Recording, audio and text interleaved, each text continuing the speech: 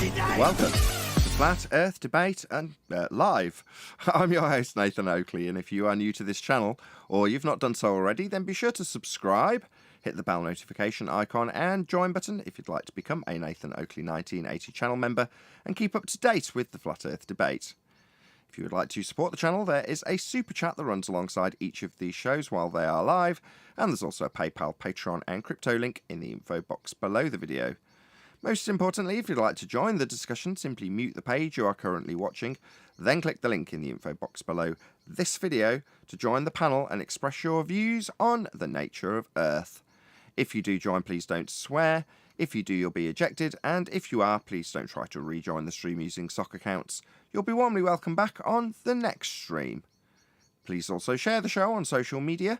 Sharing the show obviously increases the live audience, but this in turn increases the chances of a more diverse panel, so please share the show on Facebook and Twitter.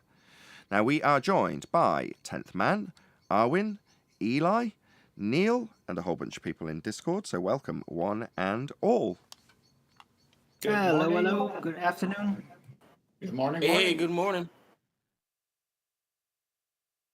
Good morning, good to have you all. Any evidence of a physical geometric sphere edge, formerly known as Earth curve? That's why it's got formally known, because there is no evidence, just been a thought experiment pushed on society. If it was formerly known as Earth curve, what is its current name? It doesn't go by any name now. It's nobody claims we have the horizon as Earth curve, or nobody claims we can see the geometric horizon, or the geometric horizon only exists in the maths. So the geometric horizon, that's Earth curve, and we're being told how we don't see it by our opponents.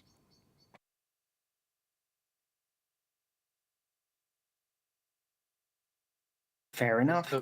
Kind of like gravity is a force but not a force, and geometric horizon is the leading edge, but it's not, because you can never see it. But we know it has to be there because we presume we live on a ball before we prove we do, which you would need to see it in order to say we do, but you can't see it, but you still want to hold on to the premise that you live on the ball with a radius that would give you a limitation to where that would be, but then the limitation's not there. So, but forget all that. Let's just believe we live on a ball.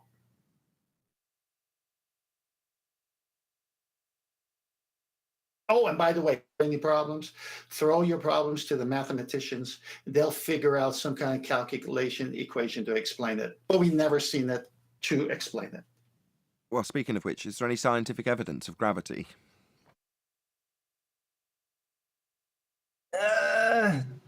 That depends on what you consider as scientific evidence. I mean, if you're okay with presupposition-based scientific evidence, then yeah. No such thing.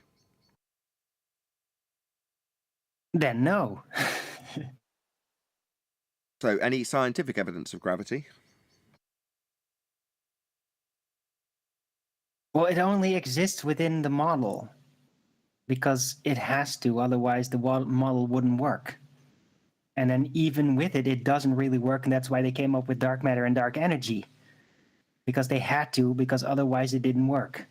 In the model. I'm asking for scientific evidence, that's physics. In the physical and natural world, is there any natural phenomena with the presumed, then validated by experiment, cause of the effect? That's what I'm asking for. Not in the model in the maths. And not it not working in the model and in the maths either. Definitely not.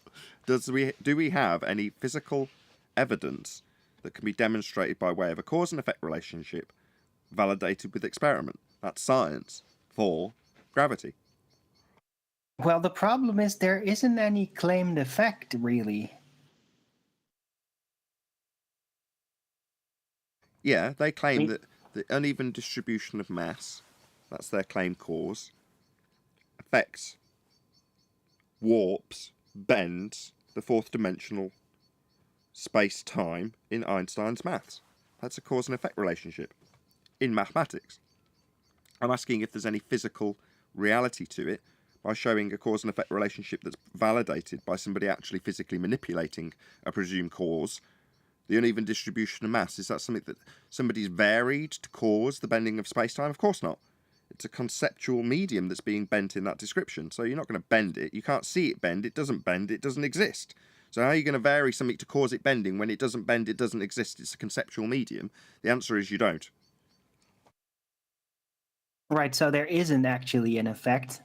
They like to think that it is an effect, but then they take that effect into a non-existent conceptual medium. So effectively, there isn't an effect. Well, not exactly. The effect is the bending of said conceptual medium. The fourth dimensional space-time is what bends. That is the effect in their description in Einsteinian pseudo-Riemannian force space-time bending. That's gravity. Yeah, but it isn't a thing. That's the problem. So No. if it isn't a thing, then the claimed effect is effectively moot. It is an effect. It isn't an effect. It isn't a physical effect. Right. Well, isn't that what you deal with in physics? Yeah, that's Physical my point. I love how we've come full circle with you telling me my point back to me. Yeah, we're just agreeing. Excellent. Any evidence? No, what should we move on from gravity? Any single viable hypothesis from any of the fields of astronomy, cosmology, or astrophysics?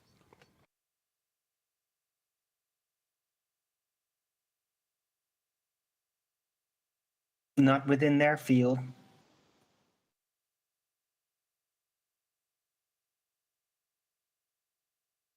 We're talking about the primary fields that promote heliocentrism, the claim that we're at the centre of a system that has the sun in the middle and us moving around it with orbital motion. You're telling me there's no viable hypotheses from any of these fields? I think that it's even as bad as that if somebody would actually try to start claiming a viable hypothesis and actually trying to very manipulate anything about these celestial lights, and thus going outside of their model, which is the only viable recourse if you would want to do that, that they'd probably get ostracized immediately, just kicked out of their fields. But that's what we're asking for. Again, same answer to the last reply you gave. It's not regards to what happens within their heliocentric model. It's in regards to an actual hypothesis. That's an IV-DV relationship. DV being something you observe in nature. I'd like to comment on this. This is Go why, ahead. yeah, this is why when we hear, and you've used this analogy before when they're trying to sell car tires and they use the word science, and we hear it tied to a lot of things, especially products for consumers to buy. We've scienced the blank out of this, or we've scienced this, or the science backs it up. Okay, now what science means in that context is not an IV-DV relationship. It could just mean in the category of science. I think Adam once explained that it's more of a title at universities for classes to take. Of how did he put it? I thought it was a pretty good explanation from Adam.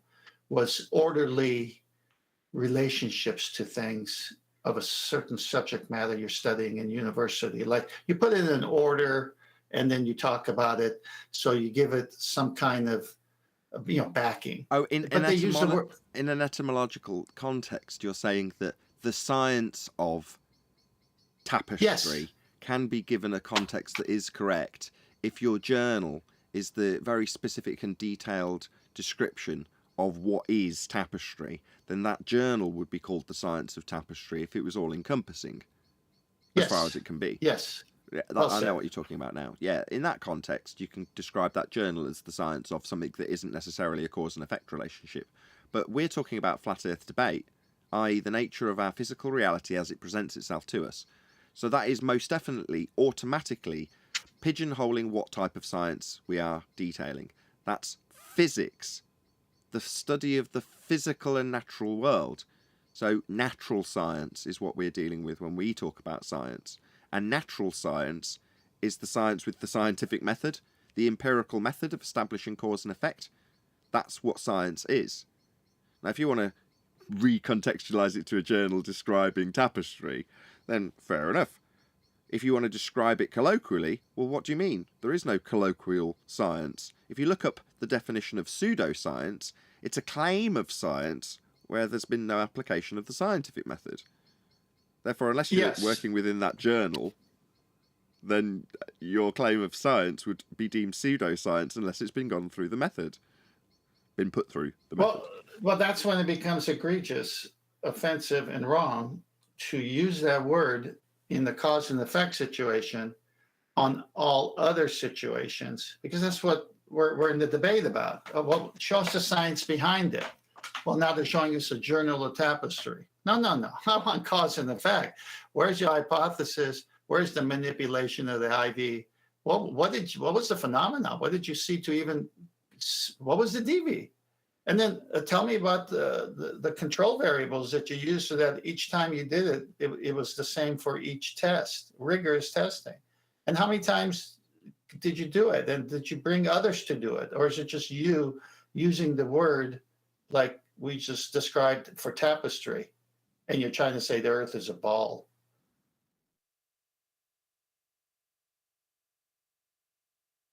Moving on. Any evidence of the distance to the sun? We didn't spend enough time killing pseudoscience back there. We have to move on. Spin. Any evidence of axial rotation? That's another thing. Oh, hold on. Axial rotation, you say? Yes. So you haven't heard of the latest report from whoever in Media Land or NASA or something about how the Earth's spin is slowing down, guys. Oh, no. Have you not seen that? Right, what's the evidence of Earth having an axial rotation value to speed up or slow down? That was the point that I was making in the comment that I wrote in that article, but yeah. But oh my God, it's drama, you know. Oh, look, it's so scary. The rotation of Earth spin is, what is it? 2.5 nanoseconds slower now? Right. Yeah. But how do we establish that we are actually moving at all to establish that we've got a rate that's changing? I know. Let's just assume it. No, they claim there's an effect that we can observe, though, don't they? Well, it depends who you're talking to. No. The claim is there is an effect. And then there's a group of people that say, no, there is no effect. And they go against the very nature of their position. Sure, but my primary concern is with the claim in the first instance that the globe makes to prove that we have a rotational value. That's the claim of Coriolis deflection. So it's claimed that Earth turns underneath the stars. Now, I want to labour this because maybe if we have time in this live show, I want to go through a video. I haven't actually planned to do this, but I'm going to do it because it's been on my mind since I watched his video. And that's from, what's his name? Rob is his first name. I've forgotten his surname. Rob Durham? No, not Rob Durham. His channel is called Collative Learning. If someone can remind me of his name. Maybe they don't know him. Anyway. Creative Learning is one of my favourite channels. Bob Ager? Rob Ager. What did I say his name was? Bob Ager. Rob Ager, that's right. Thank you, whoever that was. So Rob Ager recently brought out a video on how he manages to notice things in movies, by how perceptive he is where other people have not noticed things in movies when he does his dissection of movies. And in his video, it's quite bizarre. I'm sorry, this will take a little bit while. Buckle down, guys. In his video, he's dropped in this repetitive use of one particular word. I think it was assumption. So he says it over and over again. Assumption, assumption, assumption. And then he talks about flat Earth. It was really bizarre the way it was structured. So he's talking about being perceptive and what you actually observe and how you observe it. Then he transitions to an example of the stars moving in the sky, meaning that we observe Earth turning. Now, even in the way he phrased it made me think, this is a very clumsy way of describing seeing something that you don't see, isn't it? Because you're describing seeing the stars move, and then immediately inferring that that means Earth moves because of that observation. And then not exactly knocking flat earthers, but saying back in history we believe the Earth is flat, and now as a result of us observing the stars moving, we know better, Earth's moving. That was how he kind of phrased it. But like I say, after dropping in a less than subtle repetition of this word, assumption. So maybe I won't discuss it. Maybe I'll let you guys actually watch his 10-minute, maybe 15-minute piece before I get you to pass judgment on what I've just said, because I suspect there's more to what he's saying than meets the eye. I might be wrong. He might just be using a really crap example of observing something you literally don't observe, which is Earth turning on its axis. You're never out in space. You never see Earth turning. You only see what he described, which is the stars moving. You don't see any other Coriolis deflection effects. None are in existence. The ones they claim are taking place in a matter of seconds, like balls going through goalposts. That's claimed to be as a result of Earth turning underneath the ball after it leaves the field. Well, that's the same as the stars moving as the Earth turns beneath them. It's Coriolis effect. That's what they claim proves Earth spins. But Rob Ager, who's normally very perceptive, it doesn't strike me as the kind of example he would normally give. Regardless, I'm trying to disassociate myself from the fact that I'm a flat earther when I give this critique. And it's not just because I'm particularly biased towards Rob Ager either. I couldn't remember his name 2 minutes ago. So you get the general idea. But you tell me, should I just maybe play clips of this video if I do it on the fly, or should I post it in one of the threads for you to watch prior to me discussing it with you? Which would you prefer? How long is it? Well, that's the problem. It's about 15 minutes, maybe 10 to 15 minutes long. So I don't want to chew up my whole live show going through this one video. Whereas if there's particular... Maybe you want to save it for the after show? Hold on. No, let's do it. It's never been done. Let's do it. Eli, answer me. Can you? Oh, yeah. Can you give that Reddyhoff quote that I shared a long time ago? The guy who was correcting that guy in that article in that magazine. Do you have that handy?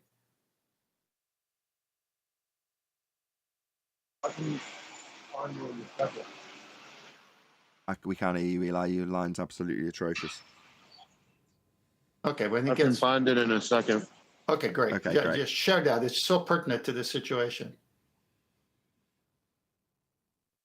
Sure, but I still didn't get an answer. There's about 100 people watching, and I don't know where I should go to this video. I'm going to post it in the... just so I'm doing something proactive.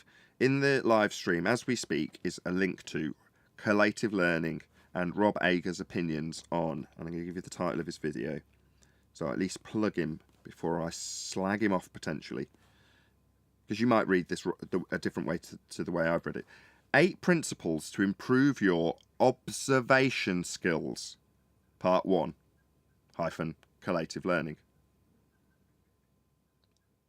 So I've put the link. Go and check it out. Hopefully you guys... I'll put it in Skype as well now. So regardless, if we forget about it, you'll get it in the War Room and in Master B. Well, I think the quote that Eli's going to read may make you reconsider about talking about the subject now. Okay, go ahead. Yeah, I'm waiting for him to do it. I'm the one who shared it, and I can't even find it. I have to look through my files. Then again, I lost my screen and everything, and I have to go rebuild. Okay, well, we're destroying the flow of the show, so let's carry on with... Go on, Eli. Was that Eli? Please be Eli. No, that was somebody else, but go on. Go on, whoever that was. Chocolate with Eli. Hey, chocolate. Yeah, move on, Nathan. He'll come back. When he reads it, you can dovetail back to it. Okay, well, let's move on to distance to the sun. No distance to the sun. It's over there, It is today. isn't it? Yeah. for me. Yeah. Very nice it is too. Yep. Well, I like your analogy of doing a vertical angle with a lighthouse, say from sea level to the top of the lighthouse, but then someone puts you on a 40-foot crane and says, okay, now do it from here. And of course, the vertical will be shorter because you're higher up. But then when you try that with the stars, it doesn't work. Any evidence you can have gas pressure without the necessary antecedent of a container to press upon? Negative, and this is so simple. A Cannot 6-year-old can compute. understand it. How Cannot many- compute, cannot be calculated. How many gas laws are there by name? And can we go there to figure out what they say causes gas pressure? Gas pressure. It doesn't matter what they say. It can't Well- be calculated Well, like without a Boyle's. container. Well, I know, but I want to know the books by experts, the title. One is Boyle's Law. The other one is what? Let's list the names. And then what do they say? Gay-Lussac's law, Avogadro's law, Boyle's law, the second law of thermodynamics, Brownian motion. Okay. Now, what do these books say about gas being pressurized? Say Do they expands- say it has? It expands in all directions to fill the availability of the container. And the antecedent consequent relationship that is gas pressure and containment is something you can validate with science. The dV would be gas pressure. The IV, the necessary antecedent, would be containment. By definition, gas pressure is the force exerted on the walls of its containment. I rest my case. Right, Any they can evidence? only conjure a fiction of how gas pressure is supposed to work, but they can't even calculate it. They can't automate it in some kind of computer model and have it make logical, consistent sense, because you can't even calculate or imagine the actual gas pressure without containment wall in order to have it manifest. Any evidence of a self-perpetuating molten iron core at the centre of a presupposed spherical Earth? I guess when you can presuppose and assume everything, you could also presuppose and assume a molten iron core in the center. You're going to need R for that, though. Any evidence of the R could- value, Earth radius? Well, you can pre-assume that in order to have the globe, in order to have the pre-assumed molten iron core. You're assuming everything. Proof of the R value? Well, how about the refracted straight line of sight horizon? That's geometric, excellent. but also apparent, and you can't see it. No, to derive an R value, you need, as Al-Biruni derived, a geometric straight line of sight to a physical tangent point formerly known as Earth curve. That's a straight line to a tangent point at the edge of a sphere to calculate the derived R value. After calculating the height of the mountain you go up off a flat plane with elevation angle measurements. Yeah, I was talking to Rumpus yesterday, if you could call it talking. And he said he's going to do this Bedford Canal thing where he's going to use an auto level pointed at a target. And we're going to utilize, he's going to utilize this observation to account for refraction and eliminate refraction to tell us where things would be, I guess. I don't want to mischaracterize anything he said, but I mean, I don't know, man. Rumpus I don't know how says he's a lot gonna of eliminate things. refraction. Cup your mic. Cup your mic. Cup your mic with your hand. Like, put it with a cup shape around your mic so the wind doesn't get in. Shout out to Godzilla37, who drops me a nice big super chat and says, Richard and Devils sitting in the chat, swearing up and down that it can't be flat. We ask them to prove the globe must be blocked by their earlobe, because the only answer we get is we can't do that. Thank you very much for the super chat, Godzilla37. Outstanding. Eli, Rumpus says a lot of things. Sorry, Neil. I think that concludes the housekeeping. Did we miss anything? I don't think we did. Right. So, I'm going to make an executive decision to just go through this Rob Ager video on the fly and just hope for the best. So, I don't think I need to disclaim before we go through this that this is being done for criticism purposes within fair use, because Rob Ager has to deal with that crap on a day in, day out basis because he's covering films. So we are definitely not just playing this video out. We're going to be critiquing what he says. And we've got a reasonable chunk, half the live show to do it in. So hope you're all down for this. Is everyone down for this? Please be enthusiastic. Yeah, but can I see if Eli could either post that article now or after you're done? What's position is Yeah, he but in finding that? I'm really just excited about this video. I mean, that's what I want to focus on. Yeah, me I'm too. psyched. Do it live. Okay. I don't know if Eli will come back to us. He's on the main panel, so he's easily going to be able to speak up when he can, and he does, and we will. Should we get into I it then? have it. I just can't share it right now. Fair enough. We'll get to it, Eli. We will get to it. Okay. Right. So what I'm going to do is just do this on the fly, so you can see what this video is. This is called 8 Principles to Improve Your Observation Skills, open brackets, part 1, close brackets, hyphen, collative learning. Let's give it a thumbs up. Please, whatever you do with it, share it, watch it, give it a thumbs up, and all that good stuff. So shout out to Rob, who I really like and really like his channel. I am subscribed to him. But we're just going to get into it and see how we go. So it is a fairly lengthy video, but if I have to skip various bits and we get to focus on certain bits and miss other bits, that's just how it's going to be on the live show. So let's get right into it. States, of course. Even before the realization of a round Earth, we had the sensory evidence of visible constellations on clear nights. But the true scale and intricacy of those blemishes in the darkness was beyond our comprehension.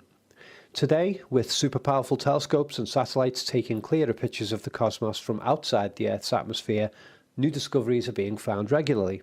A satellite can spend months looking at a patch of darkness, slowly gathering the rare light particles emanating from that dark patch, and the end result will reveal thousands of previously undetected galaxies at even greater distances than anything we've ever seen before. Okay, should we start there? Yes, Nathan, we're really keen to point out its presuppositional distances.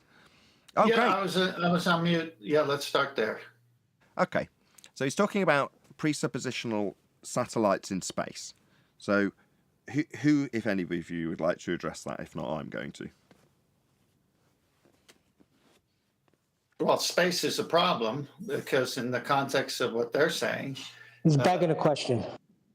Well, yeah, you got there fast. But again, this goes back to a question we have. How can you have gas pressure next to this thing called space, all that black area with 10 to the minus 17 torr vacuum, without containment of the gas on Earth? All the gas on Earth would, as you guys say, bugger into this available volume and we'd all be dead.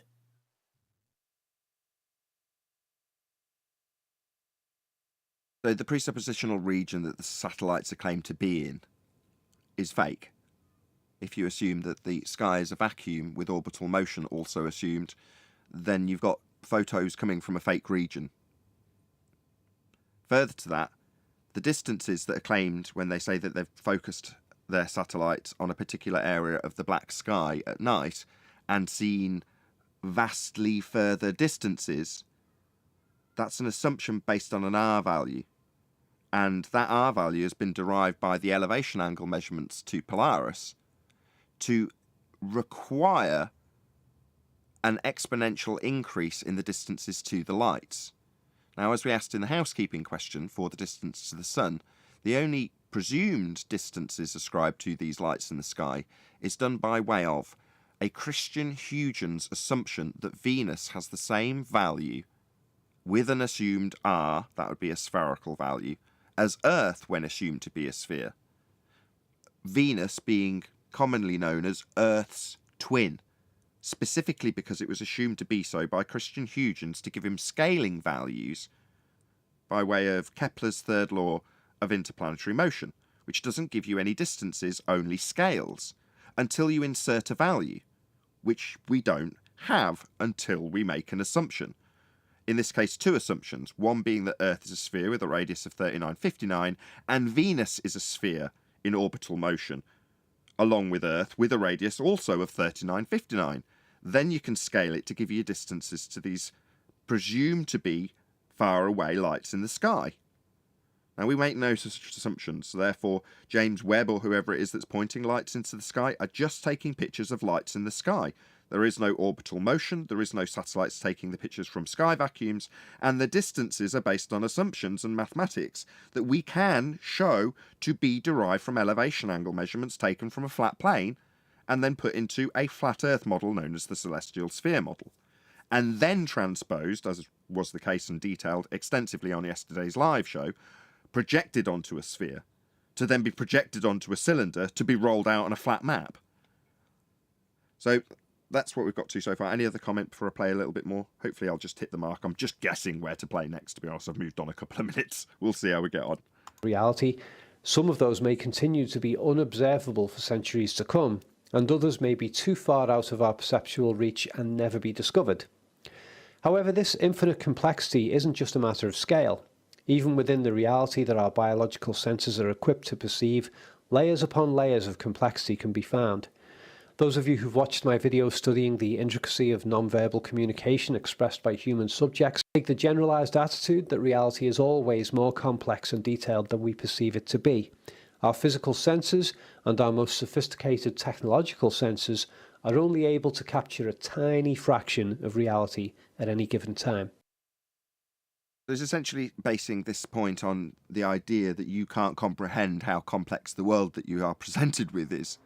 And frankly, I couldn't disagree more. I think if you're perceptive enough, you'll realise that people who have told you how complicated and beautiful the heliocentric model is in this example are lying to you. And a lot of their assumptions about orbital motion can be debunked with a little bit of investigation. And the world isn't as complicated as it first is described to be, with you on a ball flying through a sky vacuum at horrendous speeds. Simply not the case. And if you take a moment to actually look at the world you're presented with and understand that you can, and it is within your ability to understand the world that you're presented with, then you don't automatically assume that the world is far more complicated than you can comprehend. It isn't. Right. You don't need all the data sensory in order to figure out fundamentals of reality. You just need to pay attention to what your senses actually tell you. Or pay attention to the guy who says he's been to a sky vacuum in a spacesuit when he shows it you on your television screen.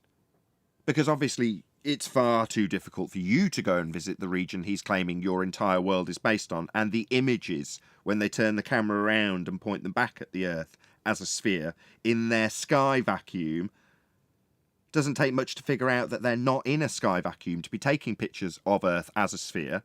There is no sky vacuum. There is no space. We'd all be dead. Gas, which expands in all directions at high velocity, fills whatever volume it's got to fill, and space would be that volume. So we'd all be dead if they were taking pictures of Earth from space. They're not. Should we hear a bit more? I'll spin it on a little bit further. However, reality did not just repeat itself identically 5 times. Each speaking of the word occurred at a unique pace. The result: assumption, assumption, assumption, assumption, assumption. However, reality did not just repeat itself identically 5 times. Each speaking of the word occurred at a unique pace that was different to the others, even if only evident in milliseconds. The precise amount of oxygen I used in verbally saying the word will have slightly differed. The tonality each time I said the word will be unique amongst the 5. And the volume at which I spoke the word each time will have differed as well. And there will be other differences. This basic principle expands to everything. No 2 humans are exactly the same. No 2 conversations are exactly the same. No 2 trees are exactly the same. Every public opinion statistic is a tiny fraction of the reality that all participants in the poll are unique, and each of their questioning and answering circumstances are unique too. To that effect, every situation in life presents you with unique combinations of variables to be observed. You may detect patterns between people and situations, and those patterns can be useful observations, but never forget that the pattern isn't the whole. There are always variables. There is always a uniqueness to every single experience that you ever have. I don't know if that's going to yield any comment from us in that regard. What I played it for and was hoping to catch was his use of that word and his repetition of it in this particular piece. Any comments? If not, we'll move on a little bit. No. To assumptions, language is far too simplistic to accurately represent reality.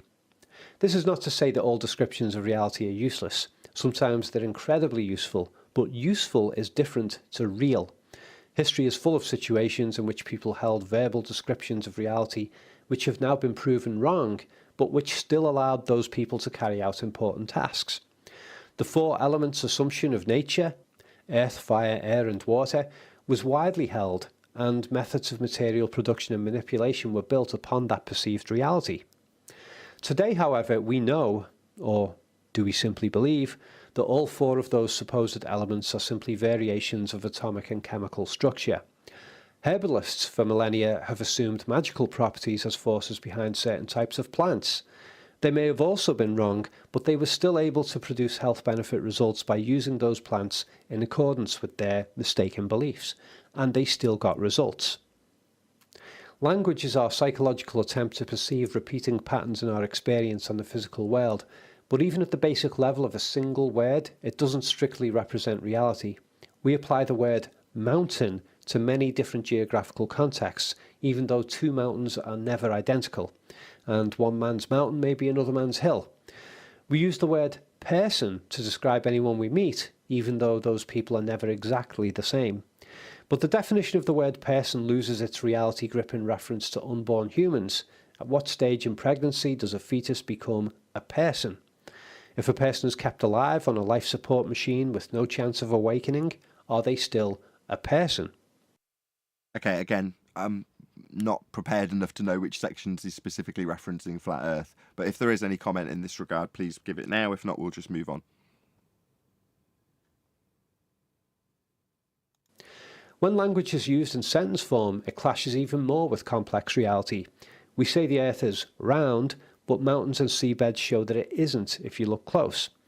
Academics and legal communities have been trying for centuries to develop absolutely reliable descriptions, but no matter how large the words, no matter how complex the sentences, and no matter how many pages the publications, reality is always more complex and varied. Okay, there we go. So can you get a general feel for how he's describing some of these things? He's not necessarily contradicting that the Earth is a sphere. He's saying it's described as being round and then using an anti-flat Earth argument against that notion. So putting the counter-argument we hear about mountains, how can it be flat, to the globe. So there's a weird juxtaposition between his counter-argument to the globe position when he describes it as round, after repeating the word assumption multiple times. So can you see why, at this stage, see this as being multi-layered in terms of how he's presenting this information thus far? Absolutely. I mean, that's a good find and good critiquing of it. Any other comments? If not, I'll spin on. It's interesting, at least. Well, the word assumption, the word descriptive, the way he used it, he could almost be us. Are you saying that it's contradictory to claim that it's round when there's hills and mountains and valleys? No, he's postulated that the description of a philosopher saying the Earth is round, or whoever he contextualized it with, isn't correct because there's mountains and valleys. So you can't just describe it as being round. In his, he's contrasting the globe Earth position with what we typically hear as an anti-flat Earth position. Now, this just could be a pure coincidence, you know. But when I heard it, my ears pricked up and I thought, I've got to talk about this on the show. Well, you have said in the past that flat Earth is really not the best title, but it is what everyone is understanding because the Earth is an irregular plane. So it's not a flat Earth when we all agree it's an irregular plane with valleys and mountains and so forth. Sure. Should we hear a bit more? Hopefully I'll, hit on bits again that are relevant. And so the keen observer of the world should maintain awareness of this principle that language is never a completely accurate representation of reality. In doing so, you free yourself of the perceptual shackles of oversimplified, word-based assessments. Ingredient number 4 for an observational attitude is the multiple explanations assumption. Extending from the acknowledgement that language is not reality, multiple useful descriptions can be created for any particular thing or situation. If you read the article version of this presentation, is the text being displayed on a screen, an electronic device, or a pixelated surface, all of complexity. Maintaining awareness that there can be multiple valid descriptions of anything keeps you open to the possibility of new descriptions, and thus new information. The fifth ingredient for an observational attitude is the incomplete knowledge assumption. Bringing the four previous assumptions together, we reach an overarching grand assumption that our knowledge of everything and anything is always incomplete. We never have 100% understanding. There isn't a single life experience in which more cannot be learned through further observation. New, previously unobserved aspects of reality are constantly happening to us, around us and within us. Okay, I want to address that. If anybody's got anything to add at this stage, add it, and then I'll add my point to that. Okay, no one's got anything. Okay, so no, that's incorrect. So there is empiricism that can be achieved, and it can be achieved when asking questions about how things behave. So you can achieve empiricism. Now, I will give him a little bit of credit, which you can, if he chose to, in reply, weasel in his statement again by saying, well, even if you've got an empirically validated cause of an effect you've observed, which is never to be changed, never to be altered, hence the need for systematic experimentation to validate that cause and effect relationship, something that won't ever change. Violates the law of non-contradiction and the experimental process if it did. It can't. Therefore empirical. That won't ever change. The lack of vitamin C is always going to cause scurvy. That's always going to be the case. That's never going to change, Rob. Ever. Why? Well, it's been validated empirically by way of experimentation. It's something that I can say now and will be true till the end of time. No amount of research will ever change that fact, empirically validated by science. And it is empirically validated by science. Does that mean that you can't investigate further the effects of scurvy on the human body? Or the healing process when vitamin C, the lack thereof being the cause of the effect, is applied to someone who lacks it? No, you can also expand upon your knowledge that you acquire through this empirical method. But there are empirical things in our world. They're validated by a method. It's called science. Now that method has advanced humanity and has been hijacked to claim things that we are experiencing in our claim to be physical and natural world, but we can never physically experience, like gravity, like earth turn, like the sky vacuum called space. Those things are beyond your comprehension and beyond your experience. Anybody else before I play a bit more? Hopefully I'll land on a little bit. I'll spin it on a bit. Beliefs. Two boxers might both claim to have won the same fight against one another. A scientist might assume a test result to disprove something he already believed to be untrue, but he might not consider other alternative explanations of the test result. When a scientist performs a test, contextually, Rob, that's an experiment. He's a scientist, so he's doing science, and a test is an experiment. It's a hypothesis test, the actualization of the presumed cause of an effect you observed in nature. So you see something happening in nature, vary and manipulate something you presume at this stage will cause it. And if it causes it, like vitamin C and scurvy, then you validated that which caused the effect.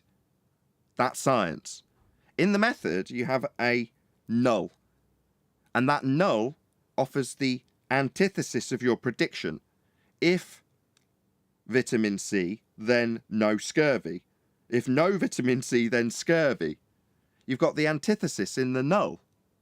So if A, then B cannot simultaneously exist along if A, not B.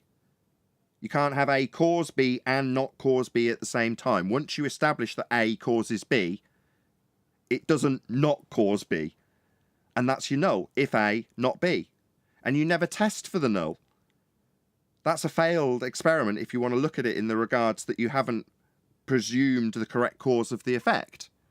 So in science, a scientist that is trying to disprove something isn't a scientist because you never test the null. You only vary that which you assume causes the effect to see if it causes it. And if it doesn't cause it, you validate, that's prove, that's another empirical word, your null. If A, not B. Oh, he's got scurvy. Well, let's vary the sugar content. Oh, he's still got scurvy. So it's not sugar content then. If sugar, not cure for scurvy. So not causing it is also empirically validated at the end of the experiment. You just don't directly test the null. You're not trying to prove what doesn't cause it. You're trying to prove what does. So in this instance, it's a lack of understanding from Rob Durham about what a scientist does when he performs a test. That's a hypothesis test, otherwise known as an experiment in scientific vernacular. And that will yield empiricism. Anything else anyone's got to add? If not, we'll move on a bit further. I would like to add something. Feel free. Just piggybacking off what you said, I do believe that Rob Ager and a lot of other people depend on these ad hoc hypotheses too much, where science can evolve, science can change. Things we know now we won't know later. They just think that's further brainwashing or hijacking of science, just evident in what he's talking about. Right. Yeah, it's a lack of exactly. You're kind of expanding on what I said. It's a lack of understanding of what science actually is. Go ahead, whoever it was from G+. Or don't. Right, we'll move on a little bit more. Typically, we recognize such bias in others by noticing how they ignore information that challenges their expectation. Often, plain old denial is the root problem because the individual associates personal benefit in maintaining their expectation. However, for our purposes here, I'm as much interested in the subtler forms of expectation bias that shape our perception of reality. At the sensory level, it's actually impossible to get rid of, because without expectation bias, we would be utterly confused by the world. Every external image we see triggers our subconscious into perceiving a 3D model of what's in front of us. And again, can you see why I was so intrigued to get this onto the show? Yes, Nathan, I see. It's really exciting. There's much more subtly going on here than meets the eye. Yeah, that's what I thought too. Oh, my God. the visual expectation system is so biased that we frequently perceive 3D reality from flat surfaces if the light and colour details are in the right arrangement, such as photographs, TV screens and canvas paintings, for example. Hello? Are you all picking up what I'm putting down? Is it becoming... Look, I was trying to get to my mute button here. This is a case study. This is so good that you picked up on this. We can go through this for days and weeks. It's such a good case study. It's awesome. Very good. Very good. I think at that point I'm going to leave it there. So I'll promote it again so you'll watch it, and hopefully we'll discuss it in a bit more length. That was a completely random selection of sections from this video by Collative Learning YouTube channel. So subscribe today to Collative Learning. I'll grab a copy of his link right now and stick it in my live stream chat. But the video I'll promote again is called 8 Principles to Improve Your Observation Skills, Part 1, hyphen Collative Learning. So like I say, I'll stick the link to that video. And is he a ball? Yes, he is. As far as I'm concerned, he is. I could be wrong. I don't know. I've not asked him. I don't know. But yeah, I'll get a few more comments from you guys. I'll put a link to his video in the chat. Hopefully my comment will appear here, and I'm going to read it out if nobody else has any more comments. No? Okay, I'll read out my reply, which was lengthy and took me a long time to write, to be honest. But love your videos. I'd like to address a couple of assumptions. If you stand in the forest surrounded by trees, as you look up, you see leaves. So, you must be a leaf. Looking at lights in the sky and assuming you are on a sphere, and the movement of the lights means the ground moves at a rim velocity of 1,000 miles an hour at the equator, is absurd and merely what you have been told to believe. If you are open to new information, please consider these 2 things. 1. The sky is claimed to be a vacuum. Outer space is fake. If you can't have gas pressure without a container. If the sky was a vacuum, the gas we breathe would fill the space. Please consider the second law of thermodynamics when assuming that what you see in movies and on TV is in any way matching actual reality. Gas expands to fill space. We'd be dead if the sky was a vacuum. And gravity ceased being a force in 1907 when Einstein made gravity the bending of a conceptual fourth dimension. Number 2. The globe claims we have 15 degrees of drift. Stuff moving apart. As Earth turns underneath stuff not attached. This is called Coriolis effect. That does not happen. Nothing is drifting away at 1,000 miles an hour on the equator.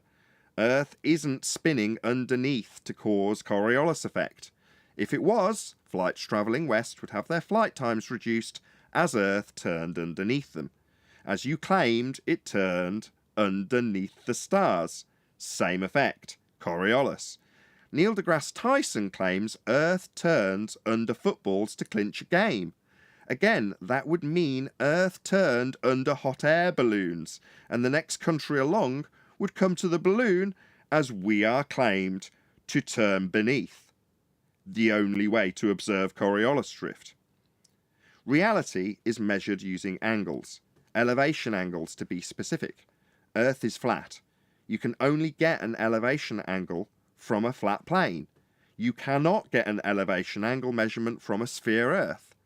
Elevation angle measurement proves Earth is flat. That's why all maps are flat. They were made using elevation angle measurements to Polaris. Not everything changes with research. Feel free to look up the word empirical, to prove by way of systematic experimentation based on, oh, I've got it wrong, hypothesis. I put experiment twice. This method is empirical, if employed. If not, and claimed to be science, then may I draw your attention to the definition of pseudoscience. Hope this helps. There we go. I'm done. Outstanding. We may come I back think to he Rob will Ager. give you a reply. So we may come back to Rob Ager on another day. Big shout out to you, Rob. The multiple layers that I've perceived in your video, if I've perceived them correctly, my hat is off to you for blurring that line in the way you have. Amazing. If I'm reading too much between the lines and you're like, no, I actually just think that we observe Earth to be turning when I look at the stars, then I don't know what to say. But there we go. I think he's somewhere in the middle. Maybe. Hey, Adam. Hi, guys. Did you hear us listening to Rob Ager, albeit in a very sporadic way that didn't really cover the main points of Flat Earth that he brought up? But there we go. I caught a couple of little bits, so I will go and watch his vids, actually. Flat all round, he sounds like a guy who questions things and is aware of the psychological controls that are in place in society, so film and the like. So yeah, it looks quite interesting, dude. Indeed. So as I say, we'll definitely come back to it after you guys have watched it, because hopefully you'll bring it up of your own volition. And if you do, make sure you make some notes of the time so I can jump to it and we can listen to his actual words if we do cover it again. We may not. It's not that big a deal. It's just because, as I say, I came across it and read a lot between the lines and thought, maybe it's me. I'll bring it up on the show and see if I'm right. Oh, we're going to cover it. There's a lot of stuff, and the way we apply ourselves here, that when you're looking at other stuff, if you go and listen to like Russell Brand or Daily Wire and stuff, they're pointing out similar things, similar ways in which we're mugged off, colluded into believing things within society, the way in which media works, etc. So it's very interesting when you've got that flat earth training, how you take it to those topics and probably do see these things quicker than the average bear, if you see what I mean. You're more aware of... It almost applies to everything now. Yeah.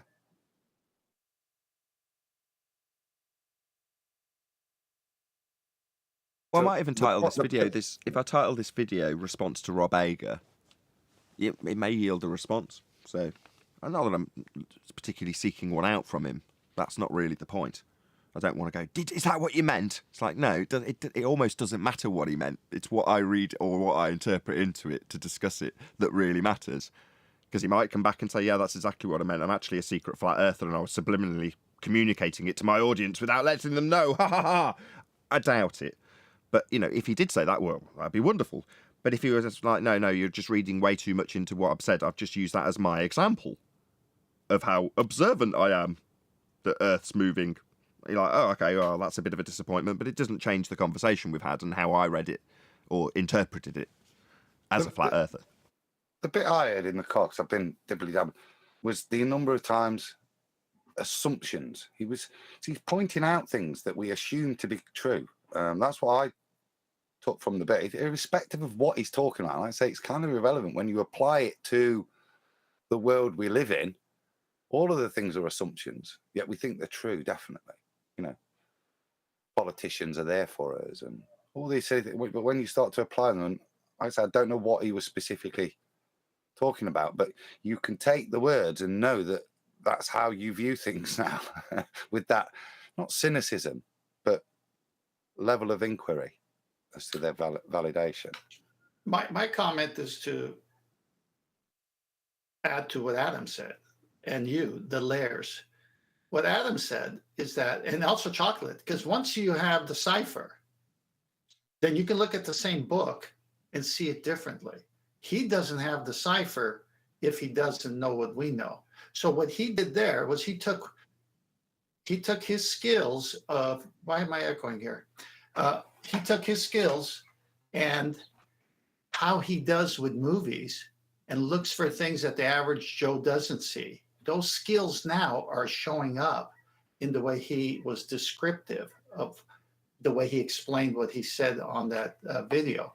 So it's almost as if he's almost got the cipher, but he doesn't. But he's so different than everyone else in the way he views things that he just laid the table for us to, and that was a great response you gave him back. So I think this is epic.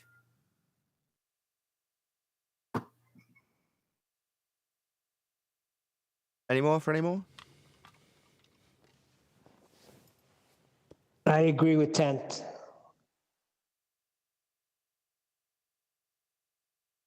It's almost like when you bring up gas pressure and say, can you have it without containment?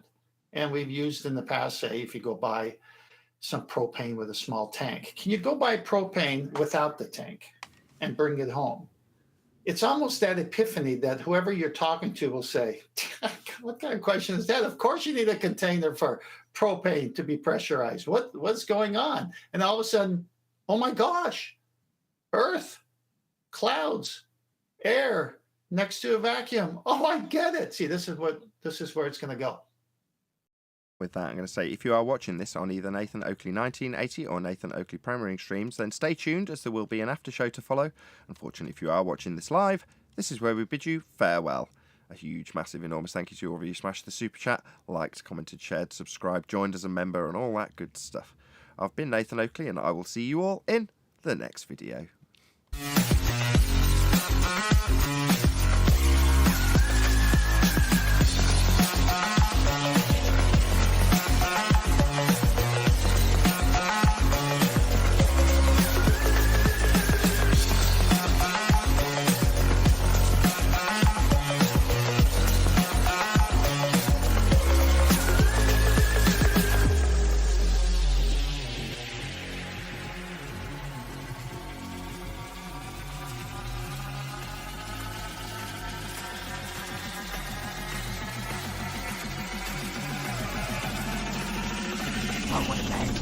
What a lovely day!